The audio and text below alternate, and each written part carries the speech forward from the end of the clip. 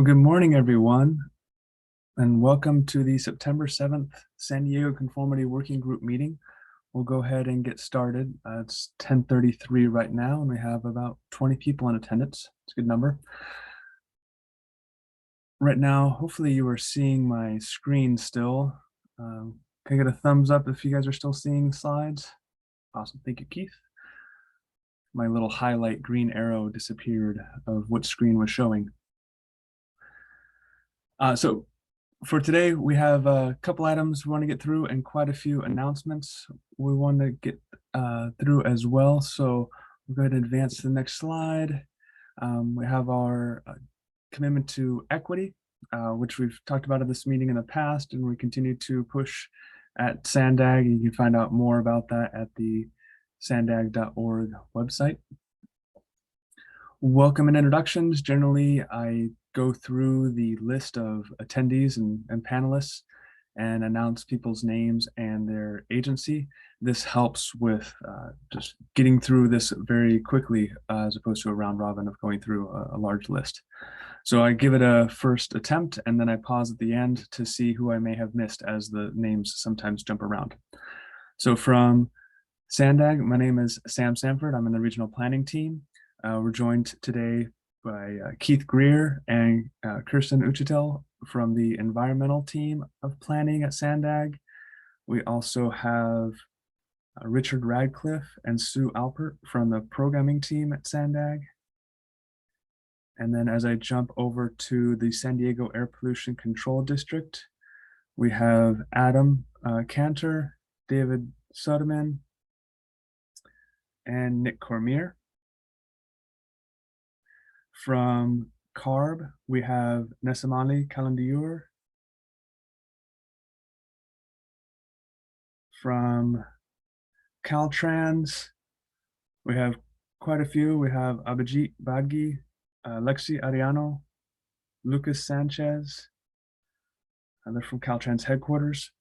And we have Michelle Blake from Caltrans District 11. And then Roger from Caltrans as well.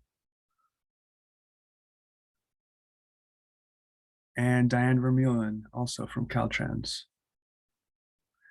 And I'm glancing down my list to catch everyone. From the County of San Diego, we have Roya Rosolide. And I think I missed Erica Espinosa-Raiza when I went through Caltrans. Let me pause there. There's a lot of names today. I do see David Medina, also from San Diego Air Pollution Control District. Let me pause and see if who else I may have missed.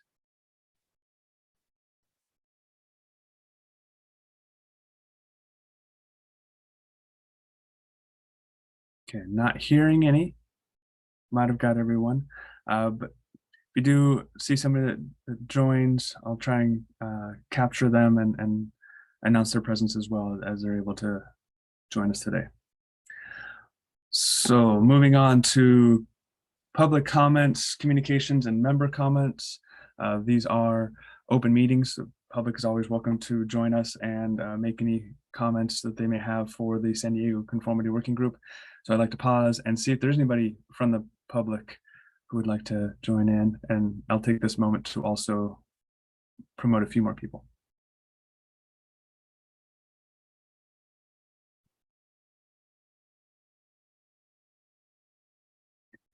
Okay, not hearing any other or any members, or excuse me, members of the public wanting to comment. We do have Maurice Eaton from Caltrans District 11 and also Lauren Lee from SANDAG's environmental team joining us. For communications and member comments, I'm going to steal the spotlight for 1 minute and do the first announcement, and then I believe we have an announcement from the programming team with Richard Radcliffe, and then also another announcement on from Nick Cormier. For the SANDAG announcement, the exciting news is we have Kirsten Uchitel here today, and she's going to be taking over the lead role for Conformity both for the conformity working group and leading these meetings, and also with conformity work for regional plan and programming and all that involves going forward. So I will still be around and more of a supporting and guidance role, but she will be doing the Herculean effort to advance these things. And you're in very good hands with Kirsten, as she has done a tremendous job with EIR work for the regional plan and other planning products. So pause here for a moment and allow Kirsten to introduce herself.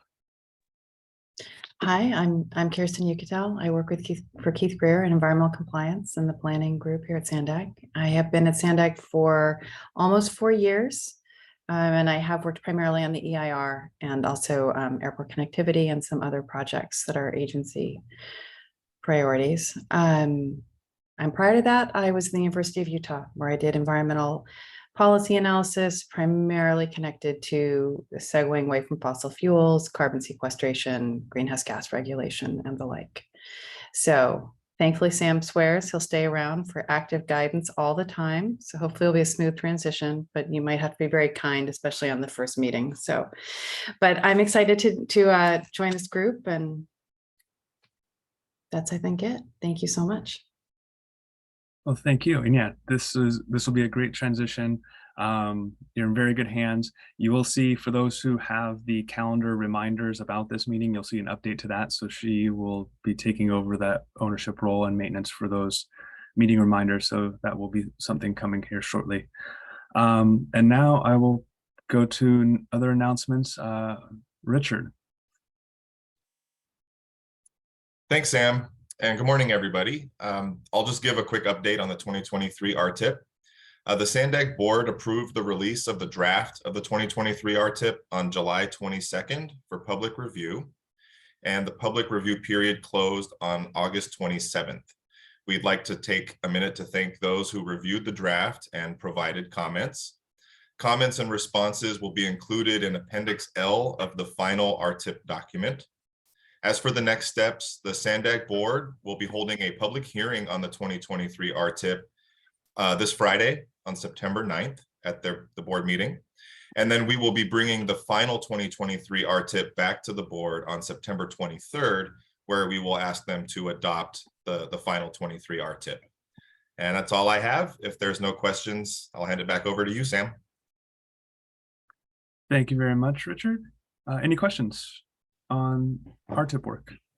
Hello, Sam. This is Abhijit Bagde with Caltrans Federal Programming. I would like to compliment SANDAG with Richard Su for preparing an excellent 2023 RTIP. So our congratulations to the staff at SANDAG for preparing an excellent document. Thank you so much. Thank you, Abhijit. And on that announcement, I will add that per Caltrans request, we'll be adding the conformity checklist to the RTIP submission in that process. If there's no other RTIP questions, I'll see if there's other announcements for the benefit of the group.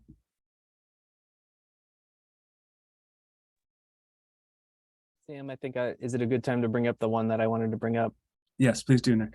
Okay, great.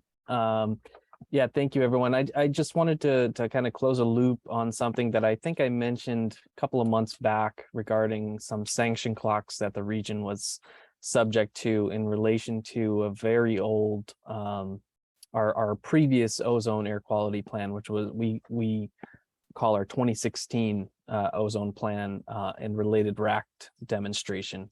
And I just wanted to provide an update to the group that all of those sanctions for the purposes of APCD have been, the sanction clocks have been turned off. So we're no longer subject to any particular action that might jeopardize the flow of highway funds or anything in relation to that old plan. APCD has gone about and corrected the issues that were associated with that plan. It just mostly involved some negative declarations that were missing in the plan, as well as some local rule revisions that we needed to make. We've since made those, and we are now just waiting on EPA to approve those rule revisions into the SIP. Just there's one rule where they haven't quite gotten around to it yet, but we're hoping that takes place at the end of this year. But EPA did go ahead and defer or turn off all of the sanction clocks associated with those actions. So just wanted to close the loop on that. I think I mentioned it a long time ago, but just wanted to close the loop on that. And then one other thing I did want to just throw out there in terms, just turning directions here. We are still working on our state air quality plan, which is our RACS document. I am tentatively hoping to get an update to this group, hoping in November, if possible, to provide an update on what's in that plan and kind of the things that go into it. It's a little bit different than our federal air quality plan, and there's not a direct nexus to conformity, but nonetheless, I think it's important for people to know here. And I did just want to extend my thanks to Sam and Kirsten and the rest of the SANDAG team who recently provided us some information in regards to that document. So big thank you to them. And we're hoping to get a draft of that plan out by the end of October. That's kind of our time frame we're shooting for here. So I just wanted to throw that out there to tee up for a future conversation. All right. Thank you, everyone. Thank you, Nick. Any questions on those two items, or those two announcements?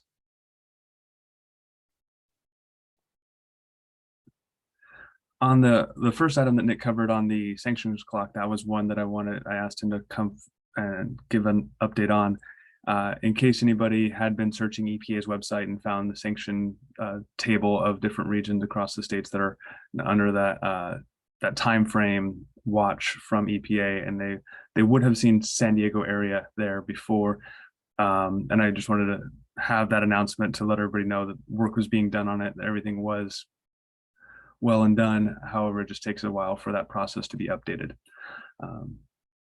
So thank you, Nick, for that announcement. Any other announcements for the benefit of the group?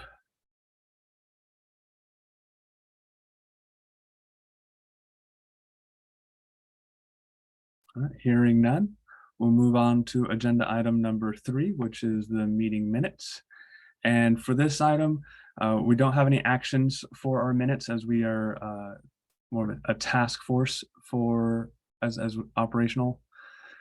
We ask that members review the minutes, see that they're accurate and correct. If there's any corrections to be made, you let me know, I can fix them. They are continuing to be posted on our website along with the recording of this meeting. So we have both those resources to go back to. And there's also a attendance sheet on the end of the minutes. But with that, are there any corrections or comments on the minutes from the June 1st meeting of the CWG?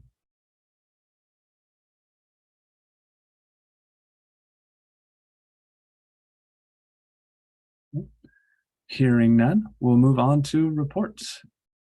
So we have reports 4 through 7. We're starting off with the biggie for today, which is a presentation by the San Diego Air Pollution Control District on what the observations are for our region. And they are the agency that is in charge and responsible for the air quality monitoring. Got a lot of expertise in-house, and we'd love to hear from them on how we're doing and what the latest trends are. So with that, I'd like to turn it over to APCD, and then we can also get the screen going for sharing those slides as well.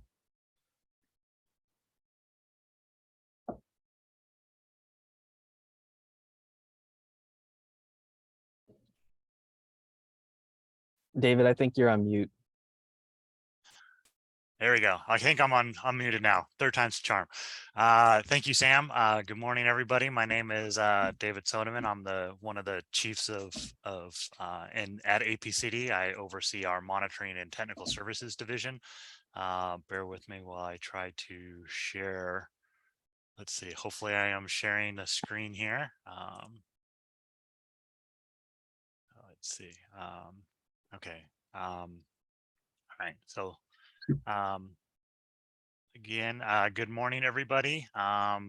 Today, I'm just going to give you kind of a high-level overview of APCD, as well as presenting some historical and current data on air quality in our region.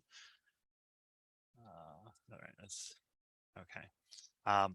So no single agency alone has all the resources necessary to ensure clean air for all. This requires multiple partnerships. APCD is part of a coordinated three-tier approach to regulating air pollution in accordance with federal and state Clean Air Acts. The US EPA primarily regulates emissions from interstate traveling sources such as plane, trains, and ships. EPA also regulates large stationary sources like large power plants and factories, but which EPA delegates permitting authority to the local air districts. At the state level, California Air Resources Board, or CARB, regulates emissions from in-state mobile sources like on-road and off-road sources. CARB also regulates stationary or portable sources of air toxic emissions, for which CARB delegates the enforcement to the local air district. CARB also regulates certain area-wide sources such as consumer products and other individually small sources that are prevalent throughout the state. At the local level, APCD regulates emissions from stationary sources throughout the region, such as factory, power plants, gas stations, and some area-wide sources such as paints and coatings. APCD is governed by an 11-member board. This includes 2 county supervisors, 5 mayors or city council members from the 5 superboreal districts, and 3 public members, 1 medical professional, 1 air quality technical professional, and 1 environmental justice advocate. APCD is led by an air pollution control officer, 3 deputy directors, and several chiefs of the various divisions listed on this slide. Now let's take a closer look at some of the key program areas within APCD. APCD monitors and reports air quality conditions throughout the region and in communities that are most adversely impacted by air pollution. The Air Monitoring Network plays a critical role in assessing our clean air progress and in determining pollutant exposures throughout the region. APCD prepares plans to attain and maintain federal and state clean air standards throughout the region and develops rules to implement those plans and reduce emissions from stationary sources. APCD issues and annually reviews operating permits to thousands of industrial and other stationary sources of air pollution and specifies their air pollution control requirements. We also ensure compliance with federal, state, and local air pollution control requirements via inspections of regulated facilities. Additionally, APCD is the only district in California with a dedicated mobile source inspection team who assists CARB in inspecting diesel-powered heavy-duty trucks and off-road equipment, and most recently, some ocean vessels in the San Diego region. APCD also offers incentive grants funding to encourage the use of cleaner technologies by private companies and public agencies. This funding helps ensure cleaner cars, trucks, equipment, and facilities are in place sooner than required by regulation. And lastly, a new program just started at APCD about a couple years ago called the Environmental Justice Program. This program addresses environmental issues related to air quality throughout the region, but especially in disadvantaged communities that are most impacted by air pollution. Sources that require district permit include gas stations, dry cleaning facilities, boilers, engines, concrete batches, and landfills. So under state and federal law, APCD only has authority to permit operations at stationary sources. The district does not have the authority to permit mobile sources, which includes vehicles, airplanes, trains, ships, or boats. Those lie with either the state or the federal agencies. Operations and equipment that can emit air contaminants at stationary sources are also required to obtain a permit from the district. Our compliance program inspects every APCD permitted equipment in the county at least annually, and some of them more frequently than that, to ensure compliance with their permit conditions. The compliance division also inspects operations that remove asbestos demolitions of buildings and structures, some ocean vessels, diesel trucks, and off-road vehicles. APCD's regional air monitoring stations are located between the coast and the mountain foothills up to approximately 2,000 feet in elevation in areas where population is dense, traffic patterns are heavy, and industrial sources are concentrated. The regional monitoring network needs to be large enough to cover the diverse range of topography, meteorology, emissions, and air quality in San Diego, while adequately representing the large population centers. Each site is placed within a community such that the measured data at that site is representative of the average concentrations across at least a square mile to up to tens of square miles. The map on this slide shows our current monitoring locations. I would like to point out that our Escondido site is currently under construction, and the San Isidro site is undergoing an expansion to increase the number of pollutants measured at that site. All the data collected and analyzed is reported to CARB and to EPA and is used to determine the district's progress toward meeting air quality goals. This slide shows the 6 air pollutants that have national ambient air quality standards, as well as their attainment status. Our region has made important strides to reduce air pollution, and as a result, air quality in the region currently meets 5 of the 6 health-based standards or limits set by EPA. Ozone is the only air pollutant in the region that does not meet the national standard. And ozone, when inhaled, irritates the lungs and can trigger health problems such as chest pain, coughing, and shortness of breath. Because we're not meeting the national ozone standard, it's important to understand what causes ozone pollution. Ozone is not directly emitted by any source, but instead is created by chemical reactions in the atmosphere. Ozone is created by the chemical reactions involving volatile organic compounds and oxides of nitrogen in the presence of sunlight and high temperatures. These chemicals that lead to the formation of ozone are emitted by all types of sources, including vehicles, off-road equipment, factories, consumer products, as well as other sources. The sprawling metropolis of San Diego, with its sunny climate, topographical features, and proximity to the Pacific Ocean, is well suited for ozone pollution formation and buildup. Air pollution is emitted throughout the populated coastal plain. The sea breeze blows it eastwards towards the inland valleys. Warm air rises while cold air sinks. If warm air is above cold air, this creates an inversion layer with little to no air mixing above and below this layer. As the colder marine air displaces the warmer air aloft, an inversion layer is formed in the atmosphere that traps the pollutants below it. As the emissions move eastward, they have time to react under sunlight to form ozone, which then becomes trapped against the foothills and the mountains. This is why the district's air monitoring station in Alpine, located at an elevation of about 2,000 feet, typically experiences high summertime ozone levels than other areas in the region. Although ozone levels are lower in the populated coastal plain, the entire region is considered ozone non-attainment because sources throughout the region contribute to ozone pollution in Alpine. Earlier, we talked about there are many different sources of ozone precursors, but which ones are the most dominant sources in the region? Based on emissions inventory and modeling, the results are shown here.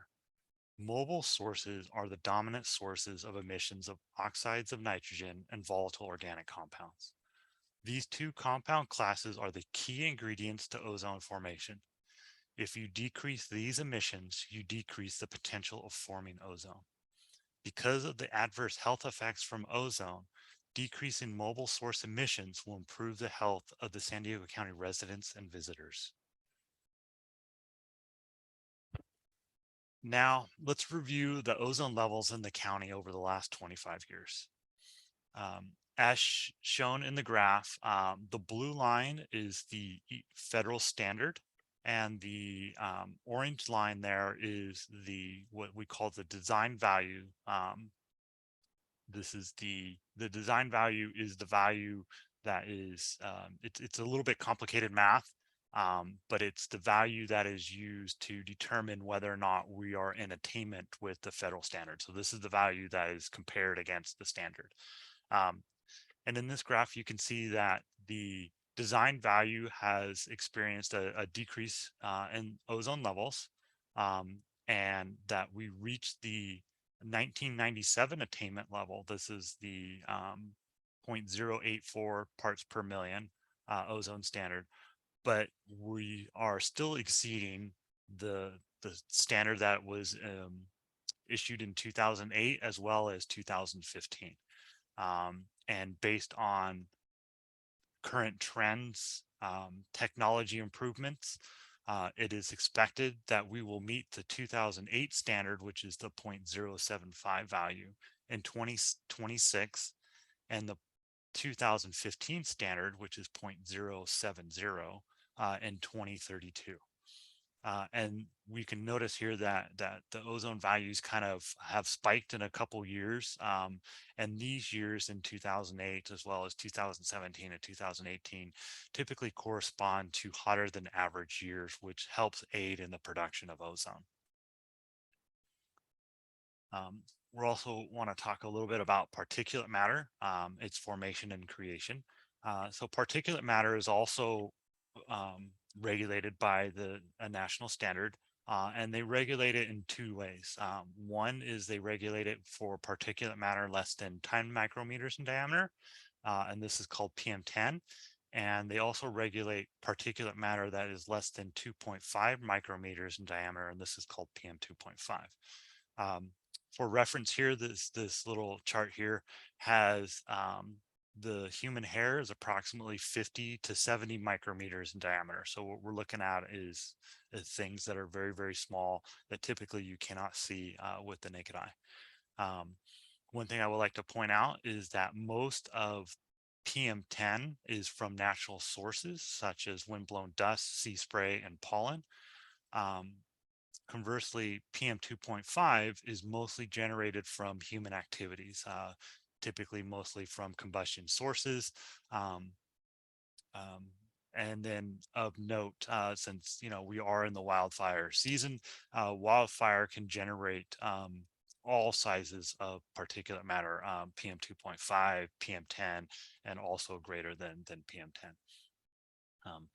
So now what does our PM2.5 design value look like in San Diego County over the last 25 years? As you can see from this slide, we are currently in attainment for PM2.5. PM2.5 is has two different values here that we compare against. We compare against the region's average across the whole region. And so this value is, we look at the average for every particular monitoring site individually, and then pick the highest value. And then that's what is our design value for that year. So it's not the average of all our measurements, it's the average of one individual of all the sites individually. And then we look at what is the highest for that year. We also look at the maximum 24-hour average. And so the chart on the left shows the maximum single day average versus the graph on the right is the highest average at one site. But what you can see here is that on both standards, we are in attainment. I would like to point out that EPA is proposing is expected to release in the summer of 2022, or probably in the fall, a revised value for PM2.5, and it's expected that this new standard will be lowered to could be as low as either 8 or 10 micrograms per cubic meter, and we are just under 10 right now. and so this is something that we're tracking closely, and we kind of expect to see something fairly soon in the next month or so about which way EPA is leaning towards, and they're gonna and shortly release it for public comment, and then they'll finalize it in the spring. And lastly, we also want to talk about CO. So as most people know here, CO is formed from the incomplete combustion of fuels, and this includes not only gasoline and diesel, but natural gas and wood from either bonfires, your fireplace, or any type of wildfires. As seen here, we can see that the levels of CO have been dropping over the last 25 years. And this is really consistent with the fuel efficient improvements in automobiles, trucks, as well as power plants. And this one spike here that we see in 2003 is really attributed to the massive amounts of wildfires that we had that particular year. So with that, I will wrap it up and leave you with my contact information on this slide, as well as I would like to point out our main website here, apcd.org, as well as this link on the very bottom here. Most of the data that's pulled for this presentation comes from our annual network report. We call that our annual air quality monitoring network report that the monitoring division generates, and we post a draft of it for public comment and viewing in mid-May, with finalizing it by July 1st of every year. And with that, I would like to thank you for having me today, and I would be happy to answer any questions. Thank you very much, David, for that great presentation, and thank you to the SD APC team for pulling all those slides together and all that data. I really appreciate it. Any questions on that presentation?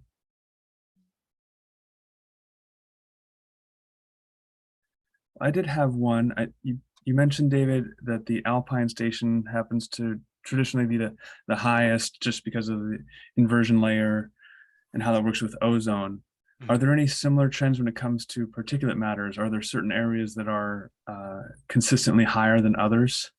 No, it seems to really kind of jump around between the major cities that we're in. So sometimes it's El Cajon, sometimes it's Chula Vista, sometimes it's Escondido, and so it's, you know, it's not.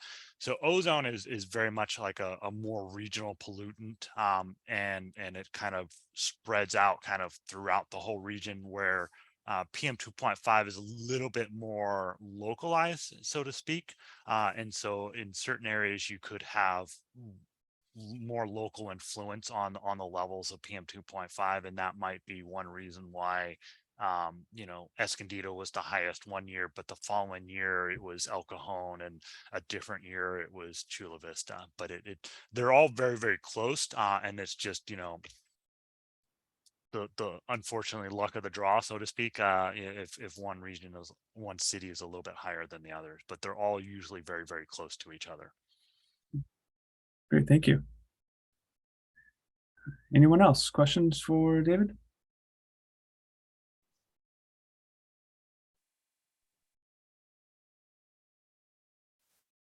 I saw Sue lighting up.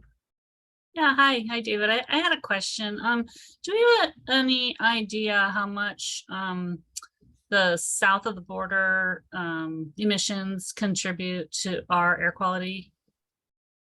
That is a good question. It's really hard to kind of model that, because we don't have great data for south of the border, but we definitely do see periods of time when that our border sites are reading higher values than others. But I don't think we can really put a number on it because of the uncertainty with the data from Tijuana. I don't know, Nick, if you have a little bit more information on that, or any more additional insight.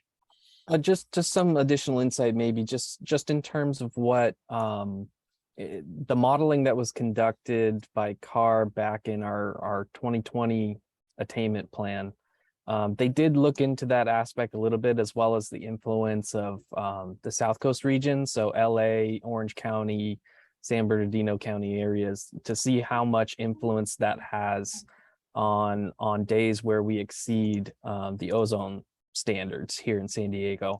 And actually what they found was that by and large, most of the ozone non-attainment days that we were having were just in part because of our local sources of pollution. That's not to say that South Coast and emissions coming from Mexico don't have some influence on certain days, given some meteorological conditions that may be in place. But by and large, our ozone, for ozone purposes, it's mostly a local problem in terms of non-attainment. And like David said, it's hard to put a number on, it contributes to X% of emissions on any given day. That could change day by day. So it is difficult to quantify on that front. But going back and looking at the data from previous years, they've seemed to kind of coalesce around. No, it's at least in the recent years, it's been mostly our sources here in San Diego being the biggest contributors. Thank you. Mm-hmm.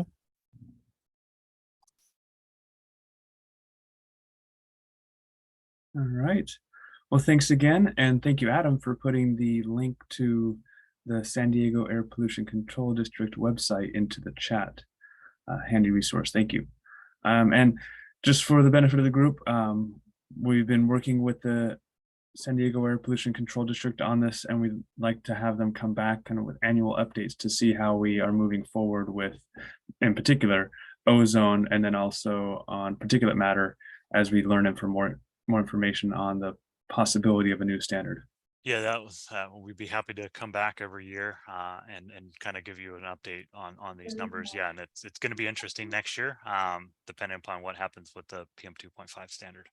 Yeah, I might have to have you back even earlier, depending on how the rule comes out. Yeah, and I think I just saw some information that they're starting to ramp up on looking at ozone as well. So, but that's probably going to be a couple years before they, I think they're just now forming the committee to start looking at the ozone standard. Okay, thanks for the updates. Appreciate it. Okay, so that wraps us up for item number 4. We'll now move on to item number 5. These are we have Keith Greer from our environmental planning team is going to provide us with an update on the plan for developing the 2025 plan. Thanks, Sam. Hi, everyone. I'm Keith Greer. I'm the planning manager for our environmental compliance group at Sandag. So we're responsible for such things as making sure Sandag is in compliance with various environmental rules, regulations, any kind of permits we get. I look forward to meeting all of you and getting to know you on this Conformity working group. I think it's a great forum for us all to discuss these matters. Today, I want to kind of give you an update of what's happening with the 21 regional plan that was adopted last year and kind of next steps in the process. So it's very common once we adopt one regional plan, we start talking about the next plan in line. It's kind of like painting the Golden Gate Bridge where you get done with it and you start again on the other side and it keeps going that way. So, these plans are adopted once every 4 years, and we're now in discussions about what the next regional plan looks like, which doesn't have a name yet, but we're euphemistically calling it an update to the 21 plan. So this time around, there's some specific interesting nuances for your entertainment value, and we can kind of go over that as well. So on December 10th of 2021, the Sandag board adopted the 21 regional plan. And our regional plan consists of what you're probably familiar with, which is the regional transportation plan, which is all the transportation networks, the project that makes up that network, the phasing and the revenues. And we also have a sustainable community strategy, which is how the region grows more sustainable in the future. And whether it's regards to GHG or air quality, as we're talking about today, or other aspects such as habitat or shoreline preservation. And that's required under a state law called SB 375. Those two things together make up what we call our regional plan. And a big thing for our regional plans, we have to meet a certain target of greenhouse gas reductions. So this time around, the target was a 19% reduction in greenhouse gases by 2035, which the regional plan did, and it actually exceeded it and had a reduction of 21%. So the regional plan is based upon 5 kind of transformative changes that kind of creates a more efficient mobility network that will be faster, fairer, and cleaner. And it has some, we've given discussions before in the past of how this network changes over time into our horizon year of 2050 and how it creates a better mobility system for everyone out there. The conformity review for the 21 regional plan was done in late winter, concluded in late winter, early spring. And just recently, the state California Air Resources Board approved our sustainable community strategy for that plan August 26th. So our 21 regional plan is up and going and we're implementing it. And now we're talking about what happens next. So kind of stepping back a little bit, the adoption of the plan was far from consensus based on our board. It's a very expensive plan. It's a $165 billion plan. It requires 3 bond measures to pass in the future. And also requires what we call a road user charge, or a RUC, that includes both a state road user charge and also a regional road user charge. You can think of those road user charge, some people will call them a vehicle mile tax. It's basically a transition from where now we have is gasoline taxes. And as we move towards a cleaner EV type of cars in the future, and remember, California has a standard to reduce, to eliminate all gasoline automobiles, this would be a replacement for that gas tax. So that regional road user charge is a very kind of polarizing issue for many of our members. And the Senate Board of Directors, when they adopted the plan, they said, okay, SANDAG staff, we want you to come back and we want to look at various alternatives to the regional road user charge, staying within the same kind of values that we have developed for the plan, staying within the same, upholding our equities, and looking at other ways to reduce the pollution. So the RUC mechanism is kind of one of the items that our Senate Board specifically asked us to look at. It's also looked at for a couple other things. So what we did is we said, Senate Board, on July 8th, here's our plan going forward that looks at the updating the 21 regional plan, which for today's purposes, let's call it the 25 regional plan. It included a 3-year work program that's included in your agenda packet. And the adoption date we have targeted is like a September or October of 2025, which is in alignment with the the next 4-year plan cycle for the regional plan itself. So you're probably asking what's going to be new besides looking at the road user charge. Well, there's lots of things that have happened and lots of things we've needed to update. We're going to have a new demographic and forecast data. We'll have a new baseline data for the transportation network. So the last one was 2016. This next one will be either 2020 or 2021, more likely. We'll have a new transportation demand model.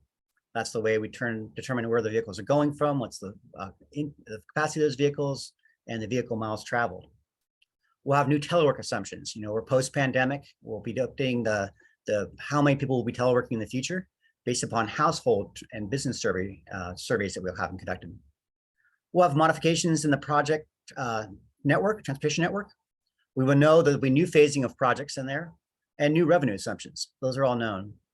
So this is a big lift, I'm trying to say. And what we're starting this, since the board adoption in July, what we started on is looking at the model development.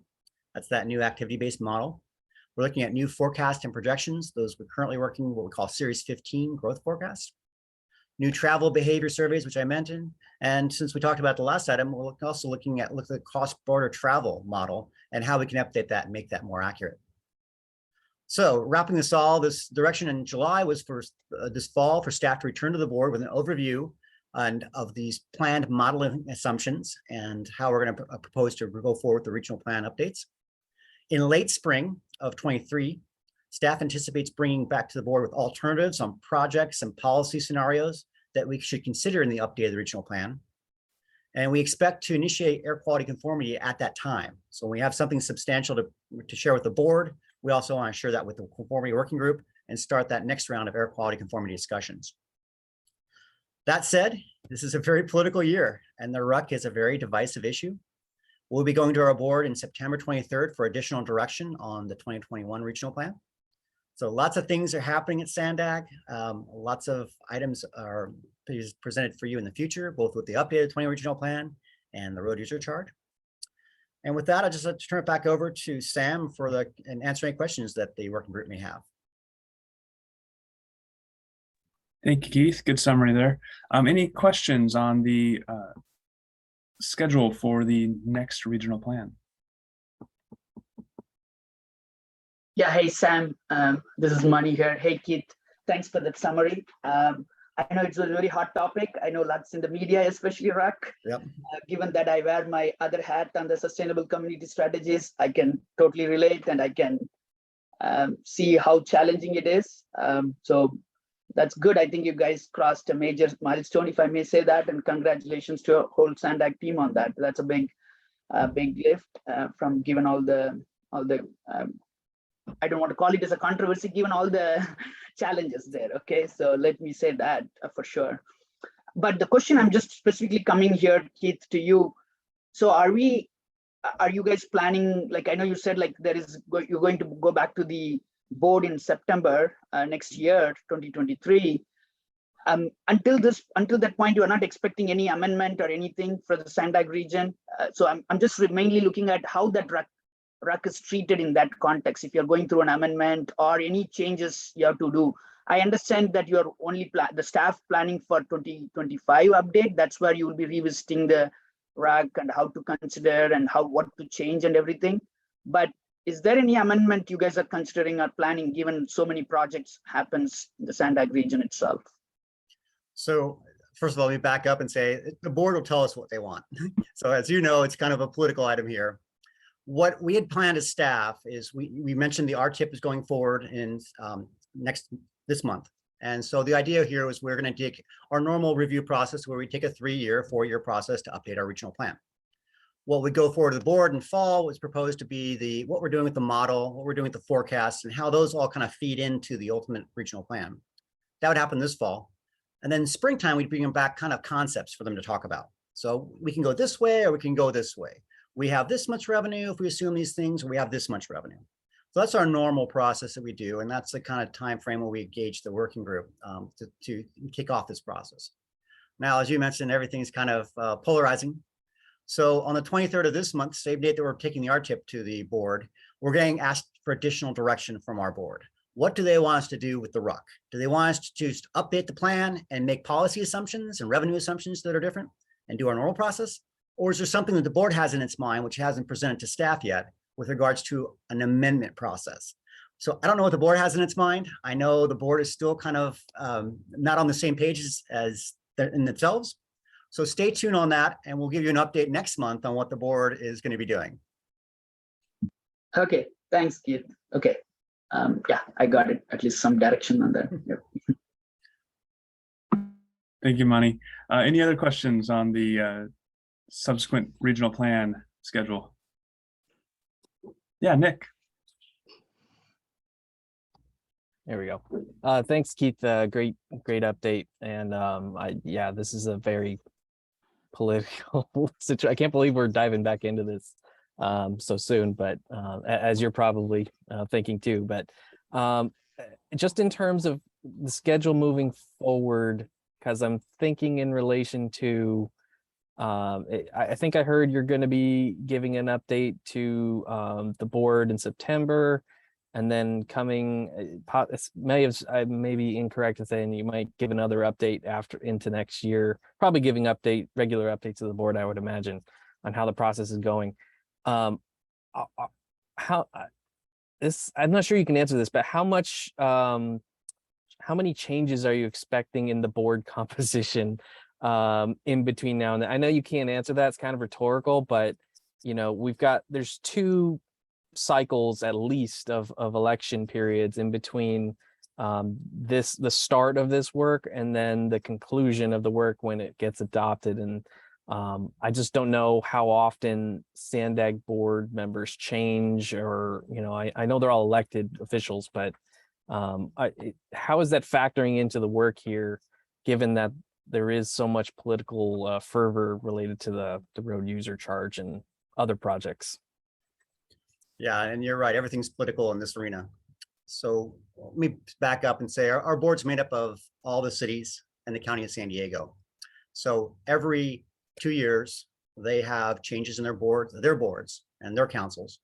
And then every year they assign one of their members to attend Sandag. So those assignments are done in December and January. And we have a new board every January. Board leadership, that's the chair and the vice chair and the second vice chair. That's made typically every other year basis. And what's happening of significance this year is that our board chair, which is Kathleen Breakspear from the mayor of Encinitas, will be, she'll be off as a chair and potentially as a state senator or assembly member. So we'll have a new chair. We'll also potentially have a new vice chair. and we'll have a new second vice chair. Now that said, Mayor Gloria, who serves as our vice chair, most likely, I don't know how to say that more delicately, but potentially will be the chair of Sandag Board. So he'll have a elevated role there. And I think the city of San Diego is one of our largest members, will have even a more important role at that point in time. So it's really a very interesting time here. It's a very polarized board, but I think September will give us a little bit of direction where we're headed. And then we'll make updates to the working group accordingly every month thereafter. And then we'll see what the board looks like in January and starting in our new springtime, which is when we want to roll out some of these items to bring to them. Great, thank you. Yeah, you've got a tough job on your hands to try and align all of the political motivations that are constantly changing. It sounds like year to year. So, wish you good luck. We'll be there along the way to help out.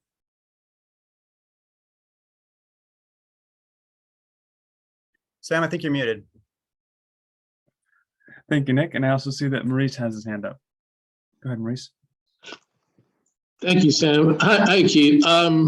So I'm just curious, did we already define or estimate what the road user charge was responsible for in dollars for the regional plan? Or is that something that staff is building and intends to present this Friday to the board? Or I'm just trying to understand in dollar terms what the removal of the RUC equates to. Like, is that 10 billion, 20 billion, 30 billion?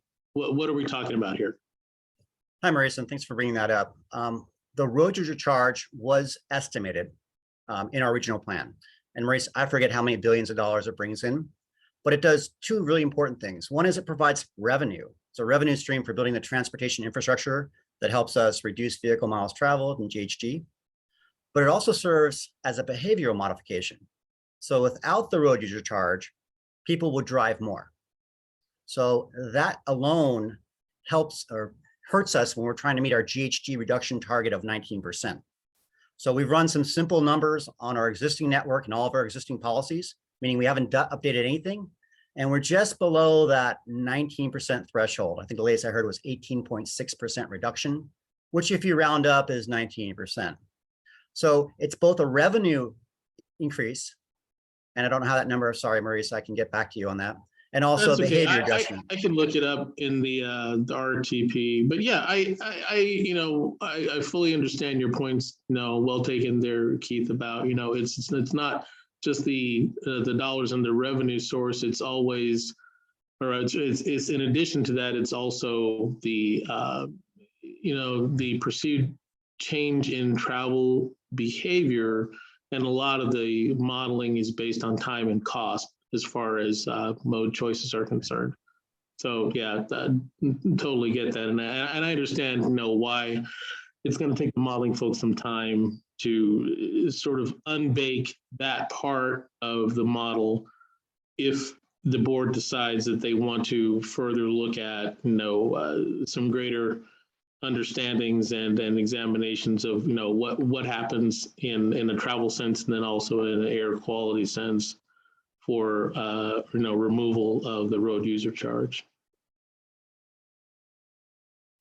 So stay tuned. I'm sure the newspapers will be covering this, and then we'll talk about it at our future working groups.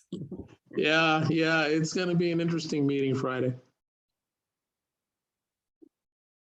Thank you, Maurice. Good question. Just for reference, the appendix you're going to be looking for, I don't know the number off the top of my head either. I was trying to find it quickly, but Appendix V as in Victor has the revenues from the 2021 regional plan.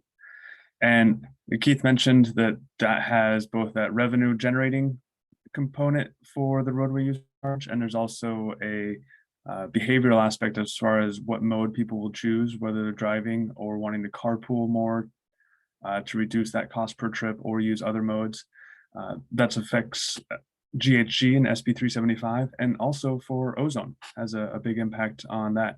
So for the conformity group, this also goes into that analysis and incorporates those assumptions into the plan. So that will also need to be sussed out depending on what direction we get from the board. Any other comments on item number 5? Not seeing any. Go ahead and go to item number 6, which is one of our standing items we've had on for a little bit. We turn it back over to Nick for this. This is the 2020 ozone SIP that APCD developed for our region, and then CARB approved and passed on to US EPA for review and approval. And we know the budgets that were included in there for mobile or on-road mobile transportation were approved for conformity determination. And now it is with the US EPA for the final determination. I think it is just you, Nick. I don't believe John Kelly was able to join today. I think he's out of the office. I don't know if you have any updates on this one. Sure, I can provide a couple updates and then a little bit of perspective based on what's in the plan and how things are going. So I won't get into, you see it on the screen, that's in terms of the conformity budget related updates. That's all I can share on that. But in terms of an update on EPA's review of our 2020 attainment plan, last I heard was EPA was trying to get a proposed action out in the Federal Register for that plan sometime in September or October. If John Kelly were here, he could provide a better update, but I know he's been actively working and putting together and working on that action along with his colleagues at EPA. So you know, we'll see what the action ends up being. This will be just the proposal, and then it will be followed up by a final action a few months later after they've taken public comment. So we're getting close to potentially seeing some action on the 2020 federal ozone attainment plan that we submitted. So that's a long time coming, and that'll be good news, hopefully. The other thing I just wanted to share in relation to that plan is just kind of an update on implementation of the plan. So that particular plan was largely taking into account things that the region and the state already have in place to control ozone precursors, VOC and NOx. There wasn't a whole lot of committed measures or future measures that were included in that plan to demonstrate attainment, but there were a couple. And I did just want to for context, let people know that APCD has already adopted all but one of the local stationary source regulations that we assumed in that plan for attainment. All we have left to do is a landfill flare rule, and we're expecting to take that to our board early next year. And then in terms of commitments on CARB side for mobile source regulations, CARB has adopted all 3 of the regulations that they committed to doing in that 2020 plan, which was their heavy duty low NOx omnibus regulation, their heavy duty vehicle and inspection and maintenance regulation, as well as their advanced clean truck regulation. So all of those are in place and ready to get the reductions that we need to attain both the 2008 and the 2015 ozone standards. And then just also for additional perspective, you know, keeping in mind that plan that we put together was in 2020, CARB has been very busy in terms of passing additional regulations since then that, you know, frankly, that plan didn't account for. So, you know, things like their zero emission lawn equipment regulation, or SOAR is what they call it. They had a commercial hovercraft regulation update recently. They just updated, or they just passed the Advanced Clean Cars 2 regulation, which is the 100% zero emission passenger vehicle by 2035 regulation. Those are all regulations that our 2020 attainment plan didn't account for. And so those are going to be extra or surplus emission reductions that we're going to be getting over the long term, more than likely. But those are things that will just further and help us to hopefully attain the standards, the 2008 standard by 2026 and the 2015 standard by 2032. So I just want to throw that out for perspective, that those aren't critical for these new regulations that are getting adopted at the state level. They're going to help us immensely, and it's going to help us even more than what we were expecting in our attainment plan. So it's good news all around, and hopefully the real air quality data that we see that's used for attainment to demonstrate attainment pans out and backs that up. So that's all I wanted to share, but I'm happy to answer any questions. Thank you, Nick. Appreciate the update on both the review and approval updates on the plan and also the implementation updates. That's exciting. Great progress on all those implementation efforts. Any comments or questions for Nick?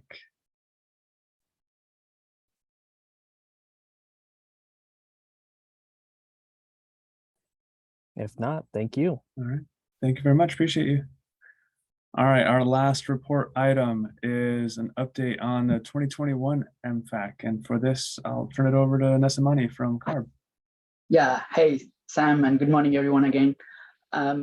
Just a quick update on the Mfac.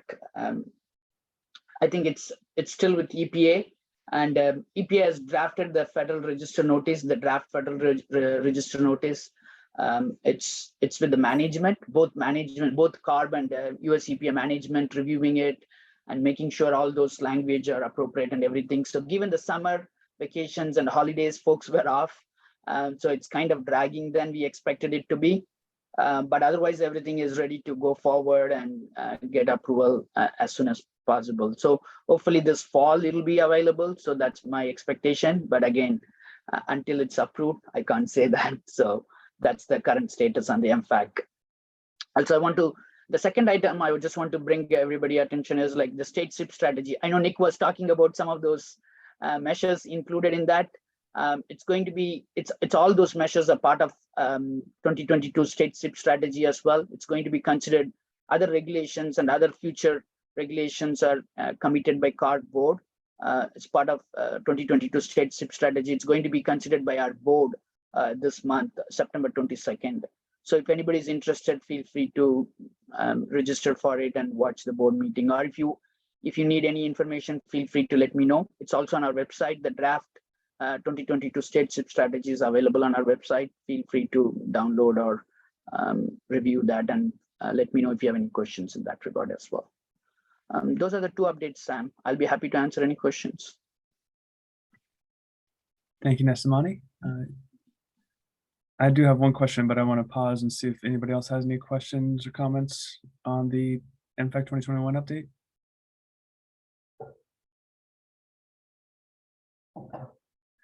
So both you and Nick mentioned, and it's very obvious with the amount of work CARB has been producing, you've been busy. A lot of action and different implementation strategies that are ongoing. And during all this, we have the Mfac 2021 model that was produced. And we know that just because at some point in time, the model has to include the regulations that are in place at that time. However, regulations still evolve and get adopted, as you guys have been very busy doing that. At some point, when possible, we'd love to get an update on the process for incorporating those regulatory updates in Mfac 2021 outputs. So as we start looking at how to apply the model, and then the processes for incorporating any of those regulatory updates, obviously the on-road mobile source ones would be of most interest to SANDAG and this group. But when appropriate, we'd love to have an item back on that. Yeah, my quick response to that question, Sam. Right now, for example, the heavy-duty I&M that was adopted recently after the Mfac was released, Mfac 2021 was released, as well as the ACC2, Advanced Clean Cars 2 regulation. Surely those two regulations are not reflected in the Mfac 2021 model. Still, the ACC2 was just adopted a couple of weeks ago.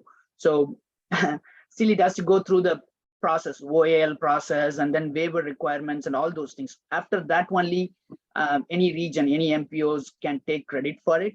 Until that point, we won't be able to take credit for any of those reductions, even though in theory, we start implementing as per the schedule and everything. But for accounting purpose, we need to wait for all the approval processes to be done. So until that point, we can't take it.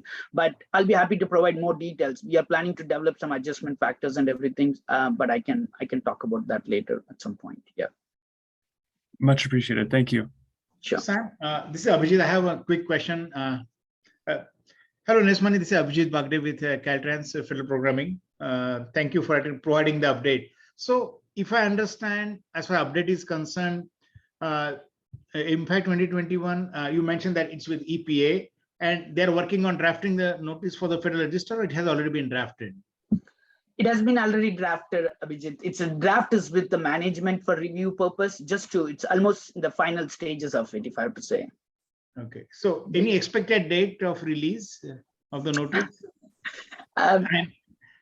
That's why I don't have a specific date, but surely like in November, like by fall, that's where I just generally want to give, because US EPA, once the management, both CARB and US EPA management agree on all the language and in the Federal Register notice, then US EPA has to go through their own internal process, which may take almost a month or more, a little bit. So that's what I'm guessing at this point, sometime in November or December. That's where I'm expecting, surely before holidays, I hope. So then other MPOs could use. I know SCAG is in a very critical situation. They are in the need of Mfact 2021 model. I'm not sure whether you are coming in that angle, Abhijit. Yes, I am. Yeah. Sure. Okay. Thank you for the update. I appreciate it. Yeah, we are closely coordinating with SCAG staff as well, and they are aware of this timeline. And we are trying our best to get it done as soon as possible, so that all the federal projects can move forward and all the other programs can move forward using the Mfact 2021 model. Yeah. Thank you, Nesmani. Appreciate the update. Yep. Good question. Thank you for that. And I know once EPA finalizes their language, then it has to get queued up for the Federal Register that has their own review process and editing process to get it just right. So yeah, there's a couple federal programs that they have to work through to get it finalized. A little bit out of their control as well. So we'll be watching the register to see when that comes out. We look forward to that. And that was our final report. I do want to mention that our next meeting is scheduled for Wednesday, October 5th, same time, same place. And I will be taking more of a backseat role at that point, and we'll have Kirsten here leading the meeting. And if you do have any agenda topics that you'd like to see, like us to discuss, please feel free to reach out to Kirsten or myself. I'll pass it along, and we can incorporate those into a future agenda. With that, I'd like to call the meeting to a close and say thank you. Thank you, Sam. Thank you, everyone. Bye. Thank Thanks, you. Sam. Thanks, Sam.